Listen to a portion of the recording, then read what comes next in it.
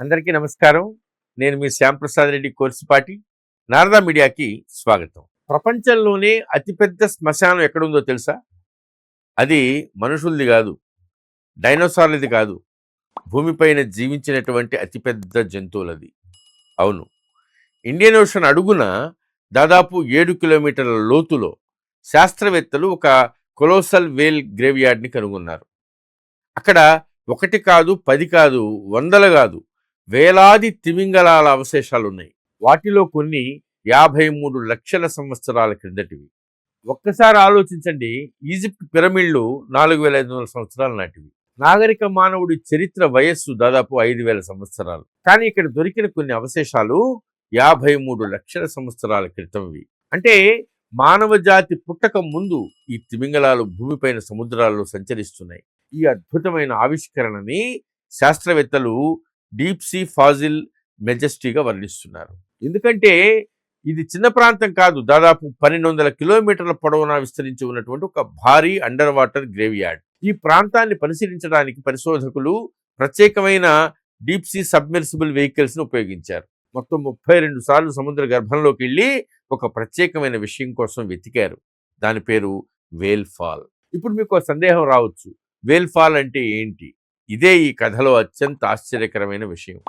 ఒక భారీ తిమింగలం మరణించిన తర్వాత దాని శరీరం సముద్రం అడుగుకు మునిగిపోతుంది. సాధారణంగా మనం కథ అక్కడితో ముగిసిపోయింది అనుకుంటాం, కానీ ప్రకృతి కథ అక్కడి నుంచే మొదలవుతుంది. ఒక వేల్ ఫాల్ సముద్ర గర్భంలో ఒక ఎంటైర్ ఎకోసిస్టమ్గా మారిపోతుంది. చేపలు, పీతలు, పురుగులు, సూక్ష్మజీవులు, వందలాది జాతుల జీవులు ఆ ఒక్క తిమింగలం వల్ల జీవిస్తాయి. కొన్ని సందర్భాల్లో ఒక తిమింగలం మృతదేహం 50 నుంచి 100 సంవత్సరాల వరకు సముద్ర గర్భ జీవులకు ఆహారం అందిస్తుంది. అంటే ఒక తిమింగలం మరణం వేలాది జీవులకు జీవనాధారంగా మారుతుంది. ఇది ప్రకృతి సృష్టించినటువంటి ఒక అద్భుతమైన లైఫ్ సైకిల్. కానీ ఇక్కడే అసలు మిస్టరీ మొదలవుతుంది.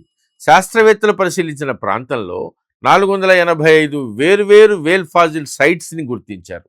కొన్ని ప్రాంతాల్లో ఒక చదరపు కిలోమీటర్లోనే 700కు పైగా తిమింగలాల అవశేషాలు ఉన్నాయని అంచనా వేశారు. ఇప్పుడు అసలు ప్రశ్న, ఎందుకు ఒకే ప్రాంతంలో ఇన్ని తిమింగలాల అవశేషాలు ఉన్నాయి అన్నదే. ఎందుకు 53 లక్షల సంవత్సరాలుగా ఈ ప్రాంతమే తిమింగలాల చివరి గమ్యస్థానంగా మారింది?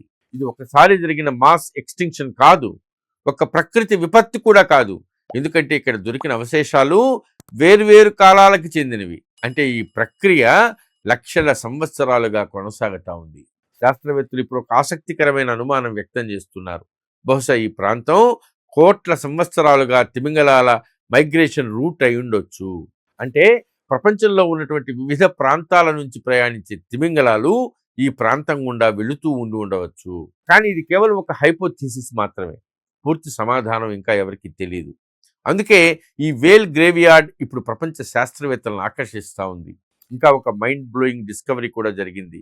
ఈ ప్రాంతంలో ఇప్పటి వరకు శాస్త్రవేత్తలు ఎప్పుడూ చూడని ఒక కొత్త బేక్డ్ వేల్ స్పెసిస్ అవశేషాలు బయటపడ్డాయి. అంటే భూమిపైన జీవించిన జీవుల చరిత్రలో ఇంకా మనం కనుగొనని అధ్యాయాలు ఎన్నో ఉన్నాయి. ఇప్పుడు ఇంకో ఆశ్చర్యకరమైన విషయం వినండి. మనిషి చంద్రుడిపైన అడుగుపెట్టాడు, మార్సు పైన రోవర్లు నడుపుతున్నాడు, వేల కాంతి సంవత్సరాల దూరంలో ఉన్న గ్యాలక్సీల్ని పరిశీలిస్తున్నాడు. కానీ భూమిపైన ఉన్న ఓషన్స్ గురించి ఇప్పటికీ మనకు తెలిసింది చాలా తక్కువ. శాస్త్రవేత్తల అంచనా ప్రకారం ప్రపంచ మహాసముద్రాల అడుగు భాగంలో 75% పైగా ప్రాంతంలో ఇప్పటికీ పూర్తిగా అధ్యయనాలు జరగలేదు. అంటే కొన్నిసార్లు మనకు మార్స్ గురించి తెలిసిన దానికంటే మన ఓషన్ ఫ్లోర్ గురించి తక్కువ తెలుసు. అందుకే ఈ వేల్ గ్రేవ్యార్డ్ కేవలం ఫాజిల్స్ కథ కాదు, ఇది సముద్ర గర్భంలో ఇంకా ఎన్నో రహస్యాలు దాగి ఉన్నాయని గుర్తు చేసేటువంటి ఒక సంకేతం. 53 లక్షల సంవత్సరాలుగా ప్రపంచంలోనే అతిపెద్ద జీవులు ఈ ప్రాంతానికి చేరి మరణించి మళ్ళీ వేలాది కొత్త జీవాలకు జీవనాధారంగా మారుతున్నాయి. ఒక జీవి అంతం మరో జీవికి ఆరంభంగా మారుతా ఉంది. బహుశా ప్రకృతి మనకు చెప్పే గొప్ప సత్యం ఇదే కావచ్చు.